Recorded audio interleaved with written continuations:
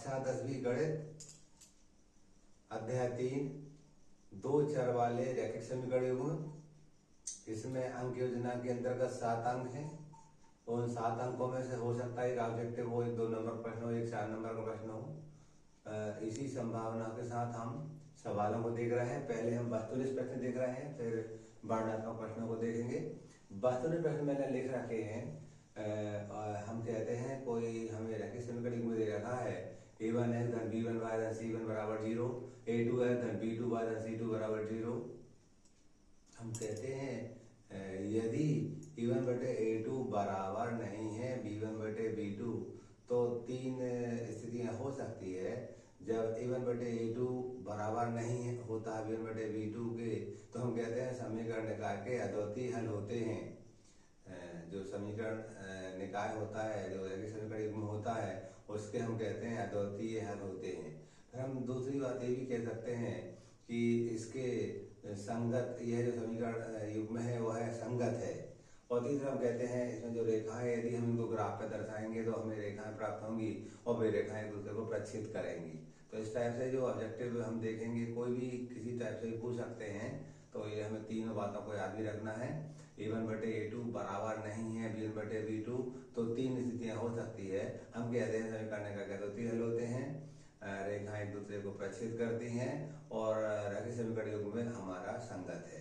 ठीक है, इसी टाइप से हम कहते हैं a1 बटे a2 बराबर है b1 बटे b2 बराबर नहीं है c1 बटे c2, तो हम कहते हैं समीकरण युग्म होता है, उसके कोई हल नहीं होते हैं।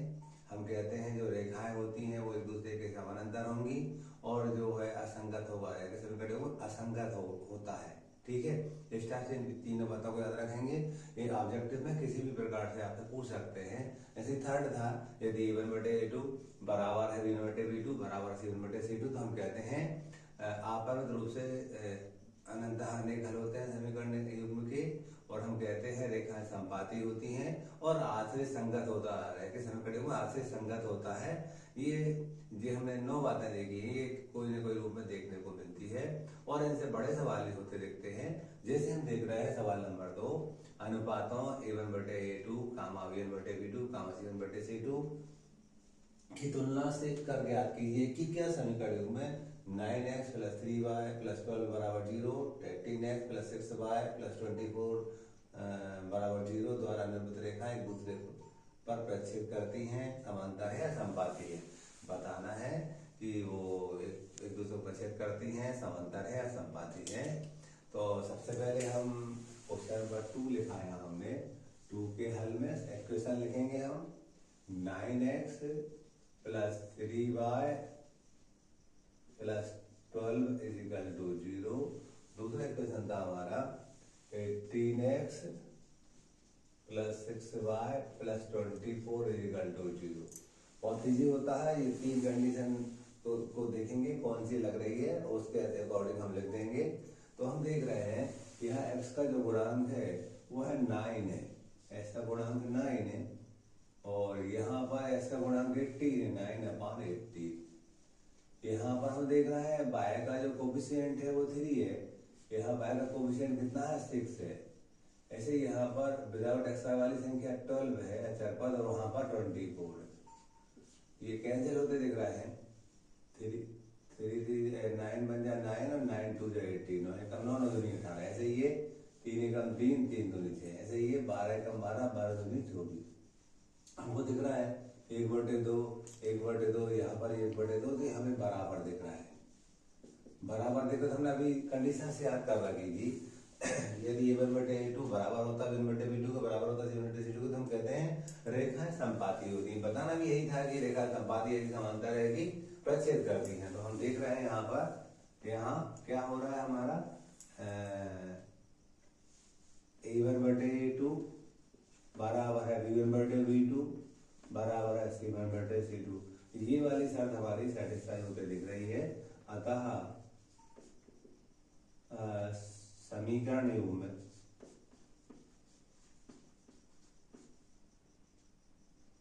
द्वारा निरूपित रेखाएं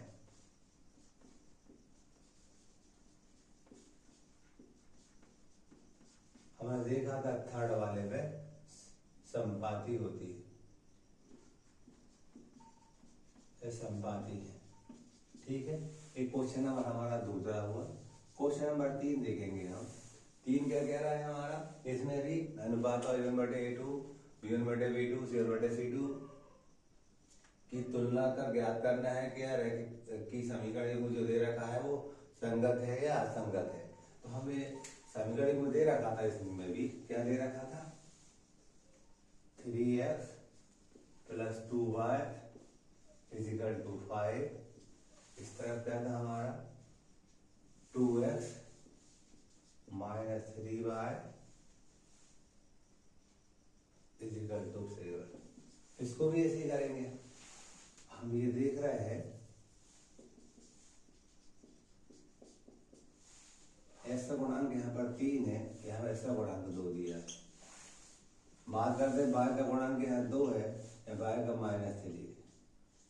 डेफिनेटली ये दोनों आपस में बराबर नहीं है। हम लिखेंगे A1/A2 बराबर नहीं है B1/B2 के। हमने देखा था जब ये कंडीशंस लागू होती है तो हम कहते हैं जो रैखिक समीकरण में होता है वह संगत होता है। तो अपन यहाँ लिख देंगे संगत है। यही पूछा था कि संगत है कि असंगत है। तो आपने देखा किस टाइप से हमने सूत्रों का यूज किया है। ये इम्पोर्टेंट है, वस्तुनिष्ठ में भी आते हैं, वस्तुनिष्ठ में भी आते हैं और वर्णात्मक में भी यूज होते हैं। तो हमें अच्छे से ये एक्शन में 3 है, हम लोग बना सकते हैं इनको और हमें हर रूप में इनको देखना है। तो इस टाइप से हमारा ये क्वेश्चन नंबर 2nd और 3rd हो जाते हैं। अब आगे के देखेंगे हम। क्वेश्चन नंबर 4 है हमारा। 2 रेल की पटरियों के हमें समीकरण दे रखे हैं। बताना है कि ये रेल की पटरियां एक दूसरे पर प्रक्षेप करती हैं। हम कहेंगे इस सवाल को भी हम करने के लिए वही A1/A2 B1/B2 C1/C2 संबंध के माध्यम से हम तय करेंगे। यदि पहली शर्त लागू हो जाएगी तो रेखाएं दूसरे को हम कहते हैं पटरियां दूसरे को प्रक्षेप करेंगी, और यदि नहीं होगा तो हम नहीं करेंगे, ऐसा लिखेंगे।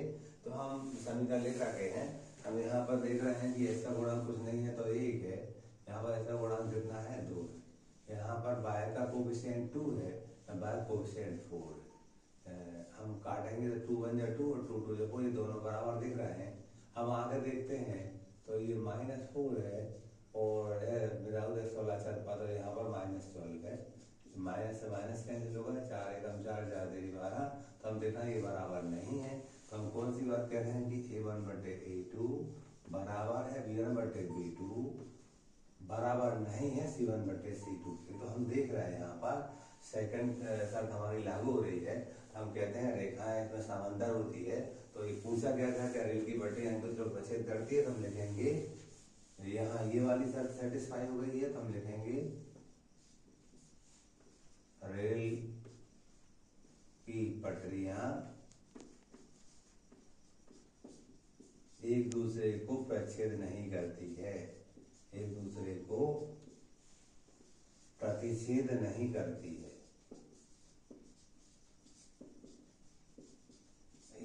यदि हमारा पहली शर्त सेटिस्फाई होती है हम कहते हैं प्रच्छेद करती है। इस टाइप से क्वेश्चन नंबर 4 पूरा हो जाता है।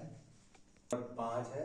क्वेश्चन नंबर 5 में हमें रैखिक समीकरण दे रखे हैं, हमें इन्हें हल करना है। लिखाएगा रैखिक समीकरणों को हल कीजिए। हम मनचाही विधि लगा देंगे, लेकिन मैं यहाँ प्रतिस्थापन से बताने जा रहा हूँ। हमारे कोर्स में प्रतिस्थापन और विलोपन 2 विधियां हैं। अब पहले मैं ये 2 क्वेश्चन लिख रखे हैं 5वां में, इन दोनों को प्रतिस्थापन से दिखाऊंगा, उसके बाद वाले क्वेश्चनों को मैं विलोपन से दिखाऊंगा। तो देखिएगा प्रतिस्थापन विधि में क्या होता है। सबसे पहले हम समीकरणों की नंबरिंग करते हैं और ये समीकरण में नंबरिंग करने की समीकरण नंबर 1 है, ये समीकरण नंबर 2 है। अब इन दोनों में से किसी एक से भी x का या y का मान निकालते हैं। हम जहां से निकालना आसान होता है। समीकरण नंबर 2 से हम देख रहे हैं x का मान निकालना है, हम तो x बराबर मिलेगा हमें, और यही रहेगा ऋण y रहेगा तो धन y हो जाएगा। समीकरण नंबर हमने 3 के लिए। अब क्या कहते हैं समीकरण 3 से x का मान निकाला, समीकरण 1 में रखते हैं। तो यहाँ लिखेंगे हम समीकरण 1 में समीकरण 3 से x का मान प्रतिस्थापित करने पर प्रतिस्थापित करने पर समीकरण ए को लिखा हमने x plus y equal to 14। इस समीकरण में x के स्थान पर लिखेंगे 4 plus y is equal to 14। Y और वाई को जोड़ेंगे 2y होगा, 14 यही है, इधर इसको लाया -4 हो गया। 2y इक्वल टू घटाने पर 10 आएगा तो y इक्वल टू 10/2। ये 2 यहाँ गुणा कर रहा है, इधर आएगा तो भाग करेगा। ये y इक्वल टू आया 5, 2 5 या 10 होता है, 2 5 10 होता है। इस मान को हम समीकरण 3 में प्रतिस्थापित करेंगे। समीकरण 3 में y बराबर 5 प्रतिस्थापित करने पर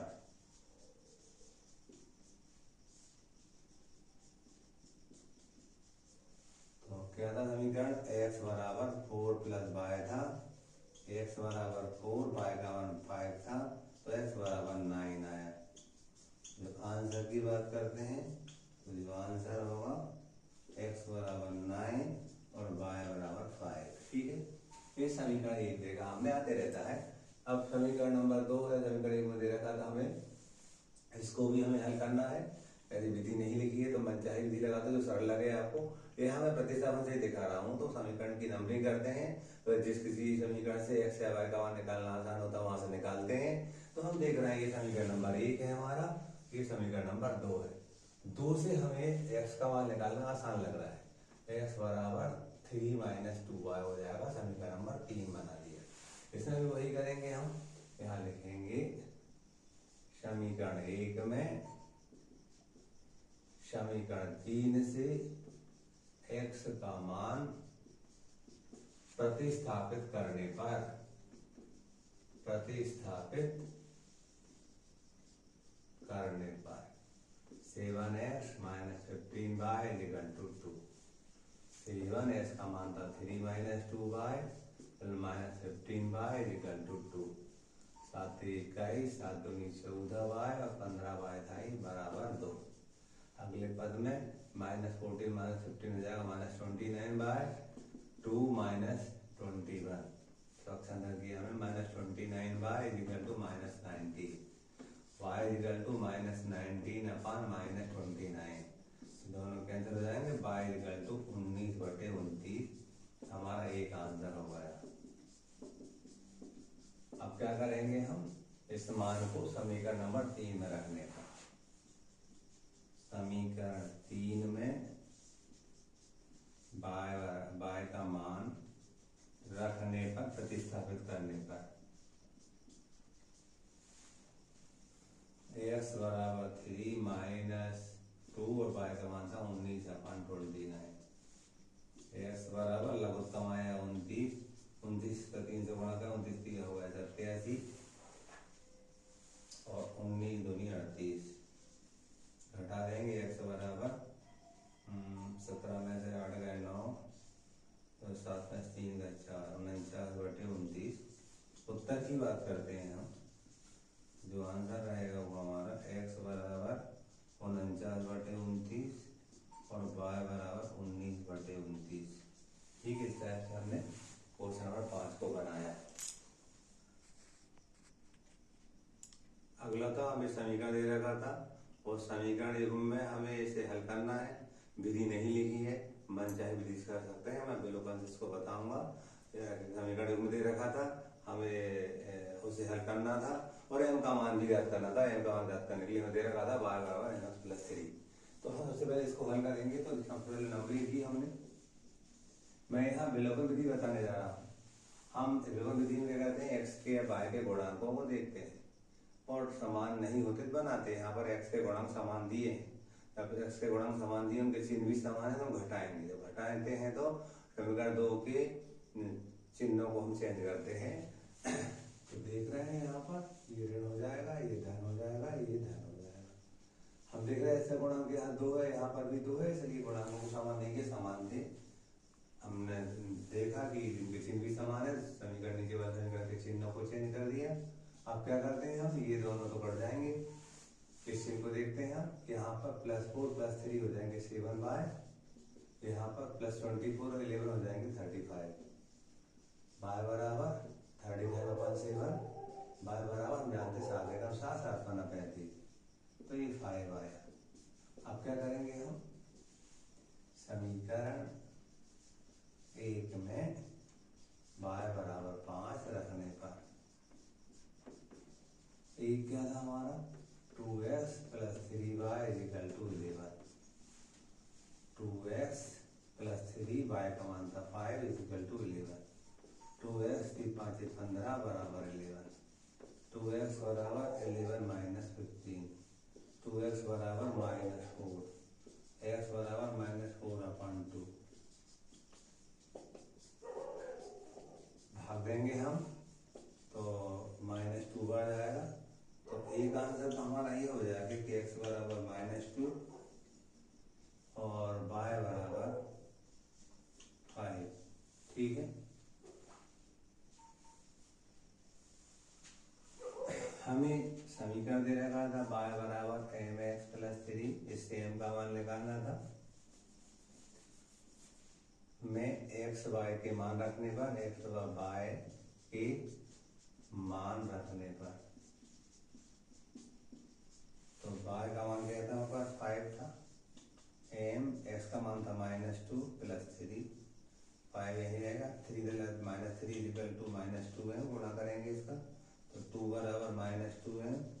ये हम कहेंगे जो m है वह है 2/-2 डिवाइड करेंगे तो -1 आएगा, तो m बराबर हमें -1 मिलेगा। ये सेकेंड आंसर हो जाएगा, m का मान भी मिल गया। ठीक है, क्वेश्चन हमारा कंप्लीट हो जाता। अगला सवाल है हमारा, दो संख्याओं का अंतर 26 दिया था, पहली संख्या दूसरे की तिगुनी है, उन्हें ज्ञात करना था। पहले मानेंगे वे संख्या x व y है, फिर प्रश्न अनुसार लिखेंगे, दोनों का अंतर 26 दिया है तो x और y बराबर 26 लिखेंगे, और दूसरी कंडीशन दी हमारी पहली संख्या दूसरी की तिगुनी है तो x बराबर 3y लिखेंगे। इन समीकरणों को हम मनचाही विधि से हल कर लेंगे, जो आसान लगेगी हमें। तो हम यहाँ पर लिखेंगे, माना वे संख्याएं x व y है। प्रश्न क्या कहता है, प्रश्न कहता है कि दोनों का अंतर 26 है, समीकरण 1। फिर सेकंड क्या कहता है कि पहली संख्या दूसरी की 3 गुनी है। हमें ये प्रतिस्थापन से होते आसानी से होते दिख रहा है।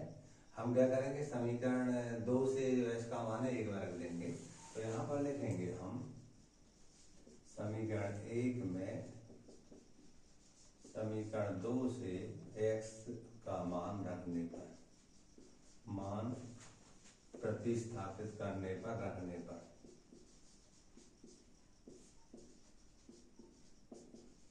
समीकरण 1 क्या था हमारे पास, x माइनस वाई बराबर 26 था। क्या करेंगे हम, x के स्थान पर वो 3y रख देंगे, 3y minus Y equal to 26, घटाएंगे तो 2y इक्वल टू 26, 3y में से 1 कम करेंगे 2y बचेंगे। हम y के साथ 2 गुणा करेगा तो भाग करेगा तो 26/2 लिख दिया। पक्षांतर से y बराबर आया 13, काटने पर 2 एकम 2, 2 एकम 2, 2 3 है। हम लिखेंगे समीकरण 2 में y बराबर 13 रखने पर, प्रतिस्थापित करने पर, समीकरण 2 क्या था, x बराबर 3y और y का मान 13 है हमारे पास, तो x बराबर 13 3 39 है ना। उत्तर लिखेंगे, अतः वे संख्याएं 39 व 13 है। ये हमारा उत्तर होगा। इस टाइप से बड़ा अच्छा क्वेश्चन आते रहता है।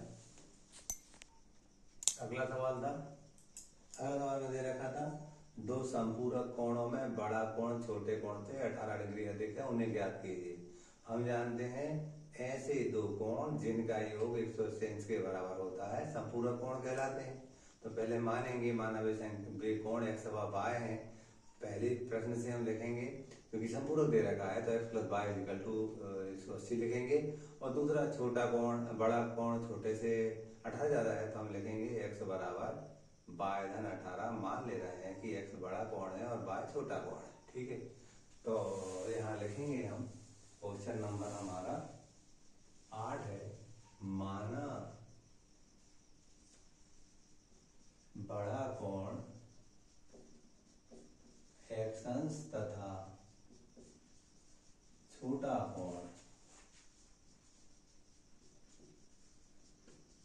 वाय अंश है। प्रश्न से, क्योंकि संपूरक की बात हो रही है, संपूरक का मतलब ये होता है कि दोनों कोणों का जोड़ किसके बराबर है, 180 अंश के बराबर है। ये समीकरण नंबर 1 बन गया। सेकंड दे रखी थी इसमें कि बड़ा कोण छोटे कोण से 18 डिग्री अधिक है। ये समीकरण नंबर 2 बन गया। ये भी हमें प्रतिस्थापन से होते दिख रहा है। समीकरण नंबर 2 से x का मान निकला दिया था। हम क्या करेंगे, समीकरण एक में समीकरण 2 से x का मान रखने पर, प्रतिस्थापित करने पर, तो यहाँ था समीकरण एक x धन y बराबर 180 था हमारा। x का मान क्या है हमारे पास, y धन 18 धन y बराबर 180।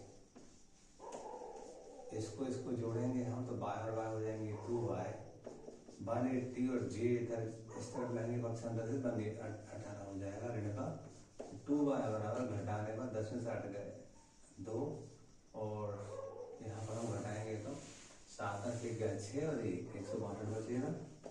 y बराबर 162/2 तो y बराबर 2 8 16 2 81 अंश एक कोण हो गया। हम क्या करेंगे, समीकरण 2 में y का मान रखने पर 2 क्या था, x बराबर y धन 18 था तो x बराबर 81 धन 18 जोड़ दिया तो 99 डिग्री आ गया। हम क्या लिखेंगे, अतः विकोण 99 अंश व 81 अंश के हैं, यह होंगे। ये उत्तर होगा हमारा। इस टाइप से हमने क्वेश्चन बनाया 8वां। हमें रैखिक समीकरण को दे रखा था 9 में 2 क्वेश्चन लिख रखे हैं। रैखिक समीकरण को दे रखा था, हमें इसे विलोपन से हल करना है। तो अब देखिएगा ये समीकरण जो दे रखे हैं, इन समीकरणों में हम इसको मानक जो समीकरण होता है वैसा बनाते हैं। बनाने के लिए आप देखेंगे, इसको लिखेंगे हम 3x - 5y = 4 समीकरण नंबर 1। इसको करेंगे तो 9x 2y -2y = 7 समीकरण नंबर 2। हम विलोपन विधि लगा रहे हैं तो x के और y के गुणांक हम देखते हैं, गुणांक समान नहीं है, समान बनाते हैं, फिर हल करते हैं हम प्लस माइनस करके। तो हम यहाँ पर देख रहे हैं कि इस x का गुणांक 9 है तो 9 का गुणा यहाँ कर देंगे समीकरण नंबर 1 में, और इस x का गुणांक 3 है, 3 गुणा समीकरण नंबर 2 में कर देंगे। लिख सकते हैं समीकरण 1 में 9 का, समीकरण 2 में 3 का गुणा करने पर, ना लिखो तो भी चलेगा। 9 3 27 है, 9 5 45 y, 9 जो 36 प्रत्येक पद में गुणा होता है। यहाँ पर 3 9 27 है, 3 9 6y और 3 7 21 समीकरण नंबर 2। जिन राशियों के गुणांक हमने समान किए उनके चिन्ह भी समान है तो घटाते हैं। जब घटाते हैं नीचे वाले समीकरण के चिन्ह चेंज हो जाते हैं। यहाँ कोई भी चिन्ह नहीं है, धन का ऋण बन जाएगा, ऋण का धन, और ये भी ऋण हो जाएगा, ये कैंसिल हो जाएंगे। यहाँ पर देखेंगे आप, यहाँ पर देखने पर हमें क्या मिल रहा है कि ये इसको घटाएंगे हम तो घटाने पर ये 15 में 6 गए 9 और यहाँ 3 39 ऋण के बचेंगे 39 बाय, यहाँ पर ये बचेंगे हमारे पास 5 और 1 15 बचे हमारे। ठीक है, y बराबर 15 - 39 काटेंगे 3 से, 3 5 15, 3 1 3 3 फिर का 9, तो जो y का मान है ऋण 5/13 आया हमारा। क्या करेंगे, इस मान को समीकरण 1 या 2 में रखेंगे हम, तो यहाँ लिखेंगे समीकरण 1 में y बराबर ऋण 5/13 रखने पर, जब यहाँ घटा रहे होते तो बड़ी संख्या ऊपर लिख लिया करो और छोटी नीचे लिख लिया करो चिन्ह सहित, और अलग अलग चिन्ह तो घटा देते हैं, बड़ी संख्या चिन्ह आता है। तो ये 15 में 6 का 9 और यहाँ 3 -39 आएगा। इस तरफ की बड़ी संख्या ऊपर जो बड़ी है, छोटी नीचे चिन्ह सहित, अलग अलग चिन्ह दिख रहे हैं, घटा देंगे, बड़ी संख्या चिन्ह आएगा, 5 बचा, 1 बचा, ये धन इस टाइप से 3 बचा था, -39 आया था। अब यहाँ देखिएगा 3x minus 5y equal to 4 था। समीकरण 1 था हमारा 3x माइनस 5 y का मान था -5/13 इक्वल टू 4। ये 13 गुणा करेंगे इससे, 13 3 39x, 5 5 25 और 13 चौको 52। अगले पद में 39x, 13 गुणा यहाँ कर दिया, यहाँ ऐसा कर सकते हैं तो 52 ऋण 25। अगले पद में 39x बराबर 12 में 5 में 7, 4 में 2 में 2 27। तो यहाँ लिखेंगे हम x बराबर 27/39। ये 39 गुणा करेगा, भाग करेगा, 3 से काटेंगे, 3 में 27, 3 एकम 3, 3 त्रिका 9, तो x बराबर 9/13। इसका मान हमारा 9/13 है। हम क्या करेंगे, आंसर लिखेंगे। आंसर में x बराबर 9/13 और y बराबर -5/13। ये आंसर हो गया। ठीक है, क्वेश्चन नंबर 9 का पहला हुआ। दे रखा था, समीकरण में दे रखा था, इसे भी हम विलोपन से हल करेंगे। तो देखिए समीकरणों को सबसे पहले हम मानक रहित समीकरण को बदलेंगे। हम बनाने के लिए देखिए पहले हमें एलसीएम निकालना पड़ेगा। इसमें इन दोनों का लघुत्तम आया 6। जब इन दोनों का लघुत्तम होता है तो इसका इससे गुणा करते हैं 3x, इसका इससे करते हैं 4y, 6 यहीं था 3x प्लस 4y बराबर 6 का 6 करेंगे 36। समीकरण नंबर 1 हो गया। ऐसे ये भी करेंगे हम, 3 गुणा यहाँ करेंगे 3x ऋण y बराबर 3 एकम 3। समीकरण नंबर 2 यहाँ लिखेंगे हम 3x माइनस y बराबर 3। समीकरण नंबर 2 विलोपन विधि लगा रहे हैं हम, x के गुणक समान दिए हैं, सीधा घटा देंगे, चिन्ह भी समान है तो ये माइनस होगा, ये प्लस होगा, ये माइनस होगा, ये कैंसिल हो जाएंगे। यहाँ घटाएंगे, कितने बचे हमारे पास 4 और 1 5 जुड़ जाएंगे, 5y बराबर, यहाँ पर हम कर रहे हैं तो ये 36 में से कितना गया 3,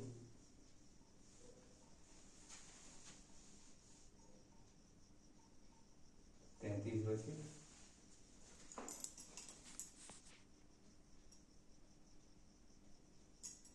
बाय मिस्टेक इस सवाल में मुझसे यहाँ पर -1 गलती से यहाँ पर 1 लिख दिया मैंने, और यहाँ पर 3 दिया है, ये भी गलती से मुझे यहाँ 1 लिख गया। तो ये मुझसे गलती हुई सवाल लिखने में। इधर पर भी हम कहेंगे -1 और यहाँ पर 3 है। ठीक है, तो इसको करेंगे हम, तो ये मैंने इसको मिटा दिया पूरा, फिर से कर रहे हैं अपन। सबसे पहले मानक समीकरण में चेंज करेंगे तो लघुत्तम आया इसका 6। जब इन दोनों बड़ा लघुत्तम होता है, इसका इससे गुणा करेंगे 3x, इसका इससे गुणा करेंगे 4y बराबर 1। गलती से मैं 1 लिख गया था और गलती से यहाँ भी 1 लिख गया था, ये 3 था।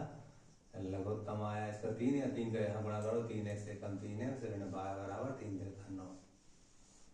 फिर अगले पद में 3x प्लस 4y बराबर -6। समीकरण नंबर 1, यहाँ पर 3x minus y equal to 9 था। समीकरण नंबर 2 है। दोनों समीकरणों को विलोपन से हल करेंगे हम। ये हमारे पास 9 था, समीकरण में देखा इसके गुणांक समान दिए हैं तो घटाएंगे तो ये माइनस हो जाएगा, ये प्लस और ये माइनस, ये कैंसिल, ये हो जाएंगे 5y, ये हो जाएंगे ऋण के 15, तो y बराबर ऋण 15/5, y बराबर 5 3 15 ऋण 3 आया। हम लिखेंगे समीकरण 1 में y बराबर ऋण 3 रखने पर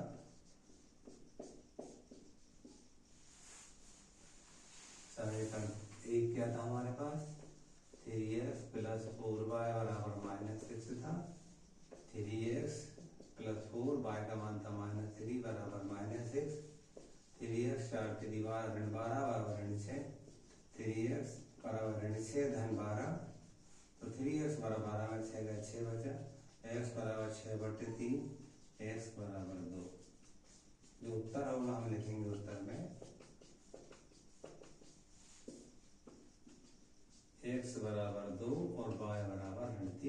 क्वेश्चन 9 का बी बनाया।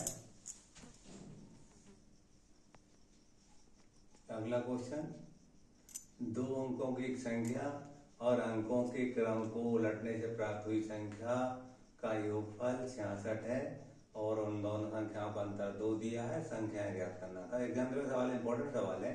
तो हम जानते हैं 2 अंकों की संख्या में इकाई और दहाई होती है, तो मानेंगे माना संख्या का इकाई का अंक x है और दहाई का y है, तो संख्या 10y धन x होगी।